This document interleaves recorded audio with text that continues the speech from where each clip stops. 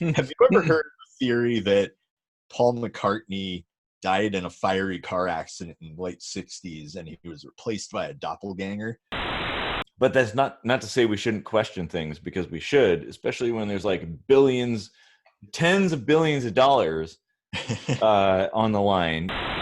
Sometimes I just wonder if it's people that are in such disbelief with what the human race is capable of that they just think, oh, it has to be fake. Neil Armstrong brought back a bunch of samples. Well, I could be like, well, that's what they would tell you. Of course they would say that. I think we were the first to go space trucking, though. Yeah, Deep Purple. Hell yeah, rock on.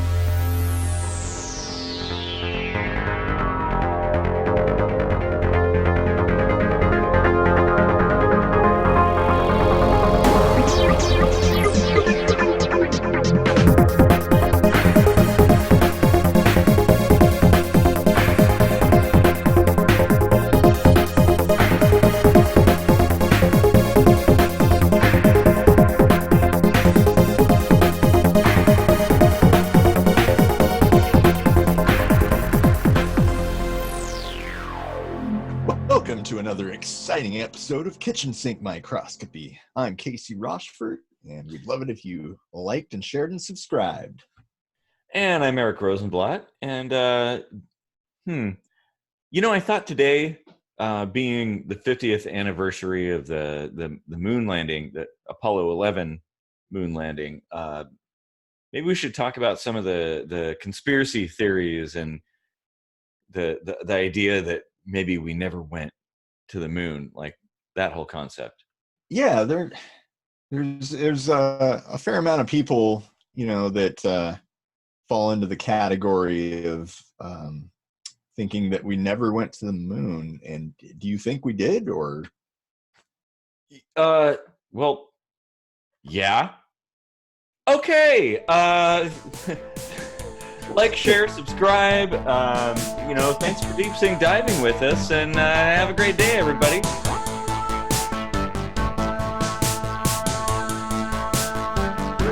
Science. Boom. Rob. No, I in all seriousness, I think it's an interesting topic. I mean, I'm a bit of a conspiracy buff myself, so those kinds of things, even though, like, I love space and space programs, but it's really interesting, and there's kind of a lot of questions that people have about that particular time period, and I think we should kind of talk about it a little bit. Yeah. So, like, to start, why don't we just get right into, like, the whole logic of it? Why would they spend so much money to fake it? Like, there were a lot of people on film involved in, making all this happen, assuming that it did. And to go through the production of making it look that way would still be a pretty big undertaking, especially for that time, and the kind of technology that would have to go into it to make it believable even to this day, enough to, assuming it were fake, enough to fool a lot of people, right? Yeah. I mean, keep in mind that time period, it was the Cold War, and we, between the US and the Soviet Union, we were sort of, there was a nuclear arms race, but there was also the space race. And until that point, for the most part, the Soviet Union had beat the US every single time. They had the first satellite, the first person in space, the first animal in space, the first woman in space, the first space dock, I think they had the first spacewalk, tongue twister. They had a space station, like all kinds of things that they did first. And this was our kind of like, Hail Mary. This was the last thing we had at our disposal. And I so think, I think we were the first to go space trucking, though. yeah, Deep Purple. Hell yeah, rock on. Gotta love it. But oh, wait, that's Britain, though, isn't it? yeah. Damn it. But you know, it was worth it to us because that was kind of the it sort of took this Cold War I don't know, the energy of that and funneled it into this whole scientific process where it was like, are the Soviets better or is the United States better? And they had beat us every time. And during the time when we were developing Apollo, the Soviets actually were looking or they were in the process of developing and testing a moon lander. And so it was sort of like we were under the gun in that regard. Like it was down to the wire. And so, you know, so in that regard, I can start to see where people are finding little threads to pull. Like if we're that under the gun and there's all these intense calculations that have to be just so you are able to bring these three guys back alive. How is that possibly completed under pressure? it's a good point. I could see that argument being, proposed. Well, there's all kinds of arguments, like the people jumping on the moon and how fast it was, and the dust from the LEM, and like, you know, the Van Allen belts and stuff like that. All kinds of stuff. People come up with all these ideas, and you know, I guess the only thing I would give a little bit of credence to, the only theory, which I guess I haven't heard proposed, but maybe it's my own, I guess, in this regard, that maybe the very first moon landing was faked to buy us time, because there were some developmental challenges that we hadn't quite ironed out yet at the time. And so maybe that particular first landing could have been faked. I don't know that I really would say 100%, but it's probable at that point. You know, there's people that say that Stanley Kubrick was involved in that whole process, like creating the set and doing the filming. And I don't know how I feel about that. I mean, 2001 was a pretty epic movie. They did a lot right, but that's a theory too. But you know, at the end of the day, what I come back to is, yeah, we totally did go to the moon. Like, I don't know about Apollo 11. Maybe that was, it's possible it was faked, but everything else, totally legit. Like 100%, we totally were there. Everything happened as they said it happened, and yeah, we totally went to the moon. I guess that's my conclusion. That certainly is an interesting idea. I can't say that I've ever heard it before. The way I guess I would look at that, though, is, you know, Neil Armstrong did pick up a lot of moon dust and rocks and such and pocket them and bring them back to Earth, along with a host of scientific samples that were collected by their little apparatus that they set out overnight and overnight, whatever passes for night on the moon, I guess. Yeah, it's a little bit different over there. But being a little Earth-centric there. But my point is, he comes back with this stuff, right? So it can be empirically tested for, you know, mineral content and things like that, and carbon dating and all this stuff that can basically say, yeah, this probably was extraterrestrial in origin. And then there's the other factor, like, we have gone to the moon a few other times, nowhere near as publicized, but I imagine they took video those times, didn't they? Yeah, they did. There's plenty of video. The Apollo 11's video was kind of grainy and crappy. the successive missions were much, much better. As you would expect, but Yeah. years later and stuff. Now, That was like mid 70s or something when they got that way. 69 to 72, I think, maybe 71, 72 was the last. There were only so many missions. They had planned many, many more, but public support kind of died out around that time. So they sort of just gave up on it. Yeah.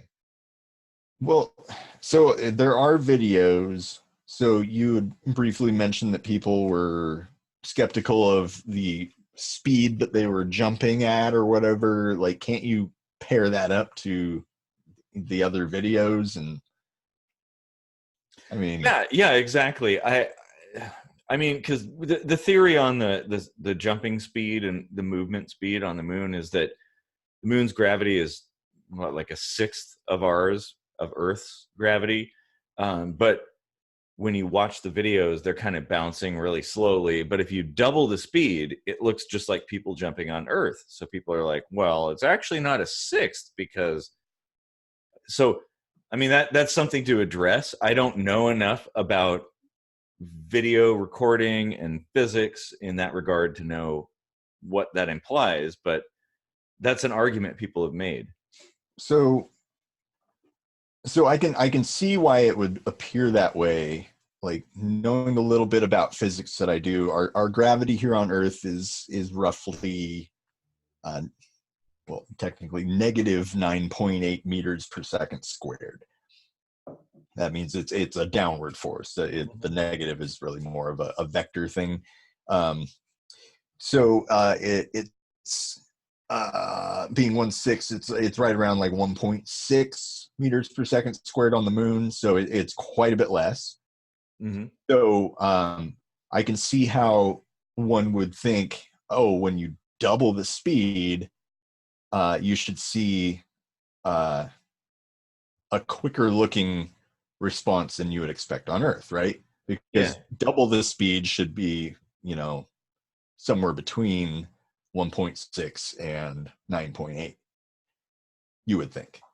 Yeah. But here's the thing. When you're talking about 9.8 meters per second squared and the distance that your average human being can kind of leap, you're not talking about even a full meter, probably, especially wearing a spacesuit. Yeah. So the difference in speed that you're going to be able to detect with the naked eye, and just counting off or whatever, really wouldn't be there wouldn't be enough distance to calculate that in such a fine manner as to say, like, well, that's exactly the same as you would see on Earth. Well, You and know what I'm saying? that's a good point, because I mean, what you had said about the spacesuit and everything, the people look at that and they look at it from the standpoint of like a guy in a t-shirt jumping on Earth. Well, the astronauts were not dudes in t-shirts. They had that heavy spacesuit. They had a backpack. They had all their gear, all that stuff that was weighing them down. So, maybe at the end of the day, it balances out to basically the same velocity as on Earth when you double the speed. But there's like so many other. It's not as heavy on the moon as it would be here, but it's still adding to your mass. And it's the point where if the astronauts like fell on their backs, they couldn't get up.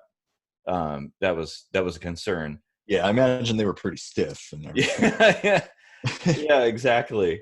There's like a lot of different. It goes deeper than that. There's like all kinds of different theories. What you'd said before about Neil Armstrong brought back a bunch of samples. Well, I could be like, well, that's what they would tell you. Of course they would say that. Like, this is after the fact. They could just like stuff anything in his pockets and tell you it's moon rocks. Or take a sample from a later mission and say, well, yeah, this came from that mission. So we don't really know. I mean, we have to go on But it's not like they put that stuff on a shelf without conducting tests on it like right away. Like they were probably really eager to get some data about, the makeup of the geology on the moon. And well, that's true. Yeah, there is a lot of obviously there would be different minerals, a completely different composition than you would see here on Earth, because atmospheric conditions are vastly different, and the age of the planetoid body is completely different. And there's so many factors that would make it pretty distinguishable, I think. Oh, I have no doubt. But how do you know when it was collected? Ah, Well, see, that's what I'm saying. Like they probably would have tested that right away. So there's got to be some data that, like from 1969 or whatever, that you can match up to the stuff they brought back in 1972 and say, oh, yep, these are the same thing. Yeah, there actually is. NASA's actually like pretty transparent in that regard, and there's a lot of documentation, so it's kind of irrefutable. That aspect of it. But I think it's an interesting idea to think about. Again, I don't think that we did not ever go to the moon, but the first mission, it's a little sketchy. Have you ever heard? I do this all the time where I throw something out that sounds like a total digression, but have you ever heard the theory that Paul McCartney died in a fiery car accident in the late 60s and he was replaced by a doppelganger? Yeah. Well, what if they made it to the moon, but they didn't get back, and they just found three dudes that looked like Neil Armstrong? Oh, yeah. Well, there's the whole conspiracy theory about the original astronauts that died in the Apollo launch, due to the 100% oxygen atmosphere. And there's a whole mess of conspiracies there, but I don't want to go into that right now because that would open a can of worms. Let's keep it short today. Yeah. But I grew up loving the space program and being completely entranced with the space shuttle and all that stuff. Like I as a kid, I cried when the Challenger exploded. Like that was a big deal. I remember the moment that happened. I was like in kindergarten basically. And I remember that. Like that's one of my earliest memories, actually. Yeah, I guess it would be akin to people earlier, older than us, seeing the news of Kennedy's assassination or something like that. Big deal like that. Because I remember that, and I remember Chernobyl and things. Or like 21-year-olds with 9/11. Yeah, exactly. Yeah. But it's still something that to this day, like no matter how much argument people put out there, there's still a seed of doubt. Like there's a bunch of people that don't think that we went to the moon. And I have a lot of problems with that because like it's kind of clear when you do a little bit, even the most cursory analysis of the space program, the Apollo program, it's pretty evident that actually did happen. But that's not to say we shouldn't question things, because we should, especially when there's like billions, tens of billions of dollars on the line. It's reasonable to question it. I mean, I just watched that Apollo 11 documentary on Netflix, I think, or Redbox or something. Anyway, wherever I saw it, it was pretty cool. Like I was watching it with that in mind. Like, okay, I'm gonna try to be ultra skeptical and be like, I'm gonna look for anything that looks kind of suspicious, and it just doubled my conviction. Like seeing footage of the control room, like people were like sweating Yeah. When something was like, hinging on the most intense of calculations, and having to factor human error into it, and have three dudes up there that are like, some more experienced than others, but still doing something that nobody had ever done before. And that you got to factor that into, is this going to make them screw up? These guys were really sweating it out, and they were really ecstatic and happy when everything went right. And yeah, you could act that, but these clearly aren't professional actors. No. That would be a really dumb way to create a fake thing, is by putting recognizable actors in. Exactly. And, experienced and well-known actors. yeah, Exactly. so I just don't think you can fake that kind of happy and that kind of tension, No, that's a good. without being a trained actor. That's a really good point, because we do have video of that, and that got me thinking just now. Like, what would it be like? Like, you're going to a different planet, Yeah. in a virtually untested vessel, like this spacecraft that is pretty much cobbled together and may or may not work, and you're going to another planet. And I mean, I can't even imagine what that would be like. Like, to this day, it still entices me, especially the development of the Apollo guidance computer. Like, that is the shit. That's all I can say. Like, good at the time. So whatever, however you feel about like conspiracy theories and like, did we go or not, the development of the AGC is one of the most epic tales of computer science and engineering. Like, at the time, there were vacuum tube computers, and the computers filled like whole rooms and all this stuff. And they were like, well, we have to build a computer that fits into this little tiny craft. And they did. It took them a long time. And it was a freaking amazing machine. To this day, I don't think it's ever been replicated, but like, the programming was woven. There were people sticking needles with wires through holes and stuff, and weaving the program into these little modules and stuff. Wow. And it was a briefcase-sized computer that could do stuff that a room-sized computer could do. I mean, yeah, they had like a lot of money at their disposal, so I have no doubt that it was possible. But it's a really amazing thing. We didn't shrink to brief-sized case computers until like 1995. Yeah, exactly. On the consumer level. Yeah, and they had two.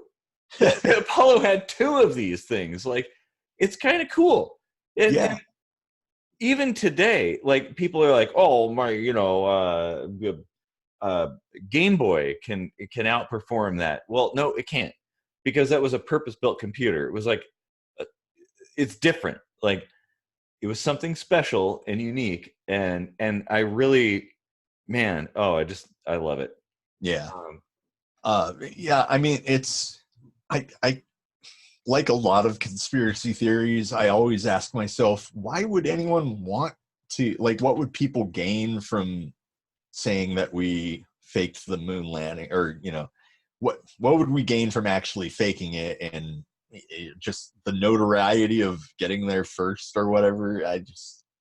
That just seems odd to me. Well, and another thing is all the engineering documentation, like the development of every single component, like the nozzles, the engine, the housing, like all of the different modules, everything that went together. Like, that's public knowledge. You can look that up. Like, they did actually develop and test this stuff. Why would they go to that trouble if it was just fake? Yeah. And like any scientific experiment, and you have all that information available, that makes it repeatable. Or it makes the experiment repeatable, and you could theoretically duplicate the results and kind of wash away some of the doubt. Not all of the doubters, of course, because there's always there's always a back door for them to go like, well, you're just a shill for NASA or something. Yeah, definitely not one of those people myself, but yeah, it's a good point. I mean, it's sometimes I just wonder if it's people that are in such disbelief um, with what the human race is capable of that they just think, oh, it has to be fake, because this happened before your lifetime, my lifetime. Mm-hmm. Kids growing up now still are in awe, even though it's been something that happened before we were even born. We're still in awe that it happened. And there's really nothing else on earth that's been done that really captures the fancy of so many people. Like, oh yeah, sure, the pyramids are a little weird how they built that, but like they look cool. We take some pictures at it and we don't really think about it all that often. But you look up at the moon every night and you're like, holy shit, people have walked on that. Yeah, and that's amazing. With 60s technology too, no less. Mm-hmm. And that is kind of amazing. And I think some of the conspiracy theories stem from the fact that we haven't gone back. Like, it was a very short duration mission. And my argument to that, prohibitively expensive and prohibitively difficult to pull off. That is exactly what I was going to say. Like, it costs a lot of money. Like, I don't think people understand what it takes to get that kind of vessel into space and all the way to the moon. It's very expensive. It's a lot of resources. Yeah, and priorities change over time. Like, we pretty much, from what we gathered on the moon, we found that there probably wasn't really any kind of life or potential for life to form there, and that's kind of what we're usually most interested in. So we kind of shifted our focus to Mars, and we've been sending rovers there and whatnot. And we should be shifting our focus to Venus, but that's a topic for a different episode. Mars is bogus, Venus is the future. But yeah, no, that's a good point. That man, I think it was, you're right. Like, there wasn't a lot to be had by doing it. And I think it was, at the end of the day, like, it was a show of our technological prowess. And we did it. And then we were like, well, okay, I guess that's that. And we went on to other things and never went back. Yeah. It just exemplifies what people are capable of under the pressure of competition. Yeah, it's kind of amazing, isn't it? Yeah, like it's really like the nerd version of the coolest ever Super Bowl win. Yeah. Well, and keep in mind too, like, all of this was done. They didn't have like computers like you and I have. They were dealing with slide rules. Yeah. Oh, I have a slide rule downstairs. I should have had one in front of me so I could pull it out. But that was how they calculated things. And, try doing that calculation yourself on paper, and you'll see just like how crazy difficult that is. It's amazing. Yeah. There was one point we didn't touch on, though, that conspiracy theorists like to point out, and that's the flag. Mm-hmm. So can you kind of sum up what they find fishy about that? Well, from what I know, the conspiracy theory explanation of the flag. So when they planted the flag, there's that video of the flag and it's kind of waving. And they're like, well, it's like waving in the wind. And they're saying there's wind on the moon. So it must be a soundstage or something like that. That somebody opened the door or whatever. Huh. Some kind of stuff like that. But, I've looked into that and it behaves like you'd expect based on what was happening. You have to watch the whole video and kind of like diagram out the mechanics of what's happening with people's hands and the pole and the flag and all that stuff. But I Yeah, don't I think mean, the cave's abnormal. I when I watched the documentary, I was keeping a close eye on that. That, when they were moving the flag around, like holding it and stuff, there was a little motion because it's tethered to this pole and it's shifting positions and stuff. That's going to move the flag, of course, even with minimal resistance from atmosphere. Um, but when it was planted and it was in the background of every other shot, it was standing perfectly still, just sticking out with all the same waves that it had when it got put up. Like, Yeah. it basically just looked like a square potato chip that had red, white, and blue on it, But well, and people are gonna cherry pick that, and they're gonna look at only just the video evidence that supports their view. Mm-hmm. But if you watch the whole thing, yeah, it comes to rest and it kind of sits at a weird, twisted kind of angle, and that's what you'd expect. Right. Sadly, though, if today that flag is probably just a bleached out white piece of fabric, because of the sun exposure, and so are many of the other artifacts that are left on the moon. Too bad. But I bet speaking of that, someday we go to the moon and we find this white bleached out flag and someone sees the face of Jesus on it. well, Altair performed on the moon. First So band on the moon. so there's that. Yeah.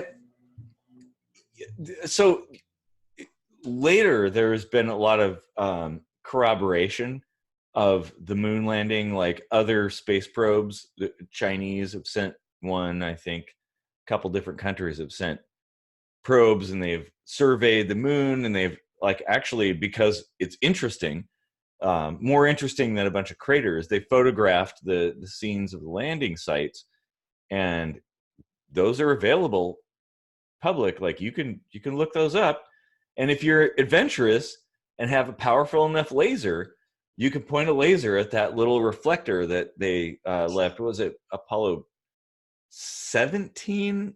Oh God, I should have researched this. But anyway, they left a little reflector on the surface of the moon, so you can point a laser at the moon and it'll reflect back.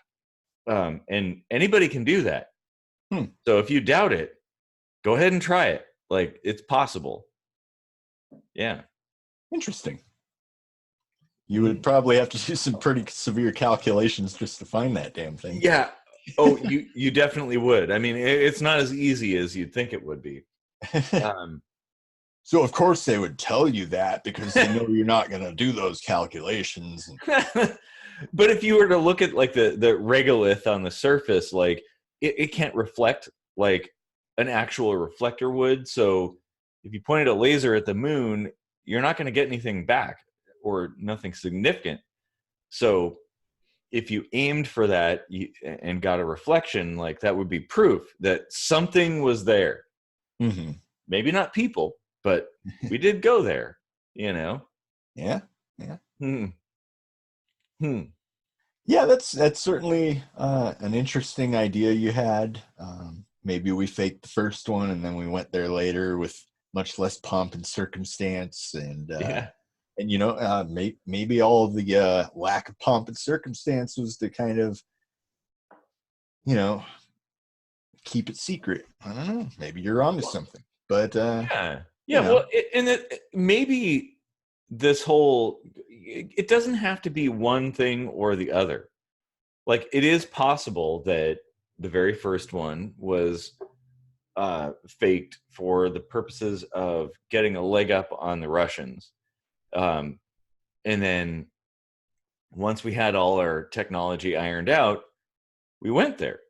But to say we never went there at all, like, I think any of these things, maybe they may have their origin in that tale, possibly. But then again, I don't know. Yeah. What do I know? This happened before I was born, so it's all speculation. Yeah. Yeah, I'd say as far as conspiracy theories go, this is probably one of the weaker ones, just because it's there's a whole lot of evidence that we went there, Yeah.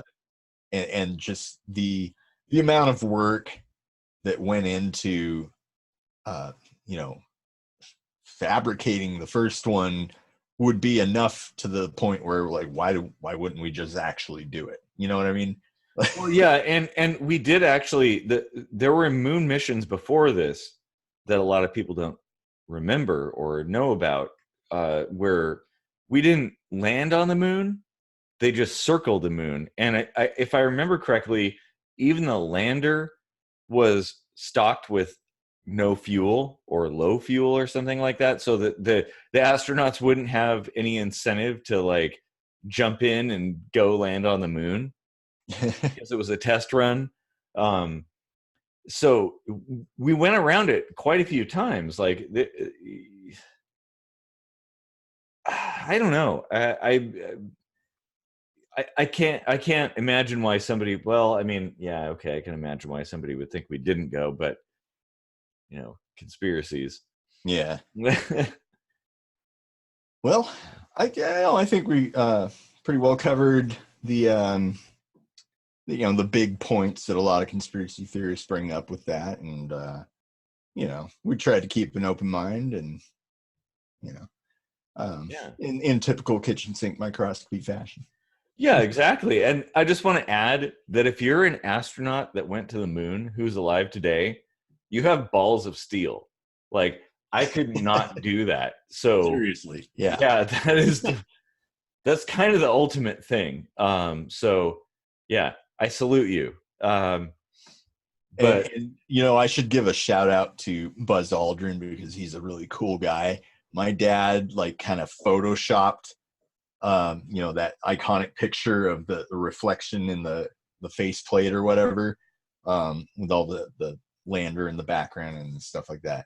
yeah. He photoshopped a cow on the moon's surface into that faceplate and sent it to Buzz Aldrin, and he replied to my dad, and he thought it was What? funny. But yeah, That's awesome. Oh, what a cool guy. What a guy. what a guy. Oh, man, that's awesome. Yeah, yeah. I can't even imagine. Like I said earlier, I don't even know what it would be like. Like, you're traveling in a little capsule, the size of maybe a minivan, uh, for like what was the mission? Like a week or something like that? It took like 5 days to get there. They Yeah. were there a couple days, and then like 2 or 3 to get back, since they had a lot less mass. Yeah, that's like, I don't even know what that would be like. Like, Yeah, that's like just they were cool. quarantined longer than they were actually out there. Yeah, exactly. Well, we were worried about space bugs and stuff Yeah. coming in, and rightly so. Like, there's no reason to not be cautious in that regard. This is the first time we've tried it, so Yep. and it makes me sad. I really wish we would go back to the moon.